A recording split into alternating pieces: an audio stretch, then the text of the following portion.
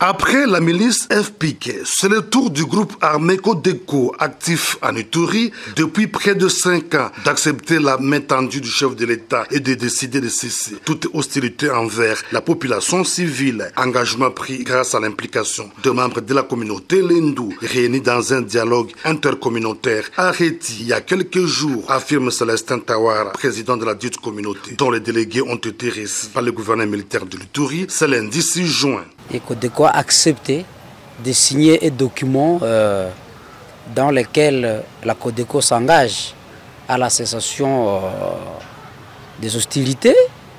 La Codeco s'engage aussi à adhérer au processus de Nairobi qui du reste, c'est un processus de la paix. Selon Maître Célestin Tawara, 2 listes de représentants de ces groupes armés qui vont interagir avec le gouvernement pour un aboutissement aéré de cet engagement sont en cours d'élaboration et pour aider les éléments de Codeco désormais favorables au processus de paix à respecter leur engagement. Le président de l'association culturelle, Lori, promet de mettre en place 2 commissions dans chaque entité Lendu.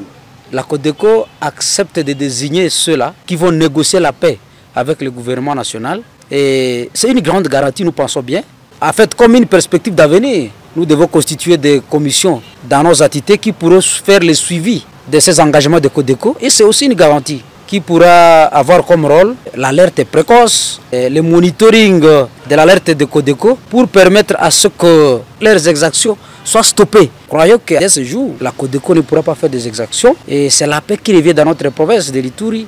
Et l'appel longtemps recherché. La lecture de l'acte d'engagement unilatéral de cessation des hostilités va intervenir dans les jours à venir. Apprend-on, il est à noter que le dialogue intercommunautaire Lendu-Teni Areti du 1er au 4 juin dernier a été appuyé par l'administration militaire. L'air a sonné pour que les autres fils et filles égarés de l'Ituri comprennent qu'ils doivent arrêter de commettre des exactions et toutes les énergies doivent être canalisées pour la construction de la province, a exhorté le gouverneur militaire de l'Ituri, le lieutenant général Luboyanka Shoma Johnny.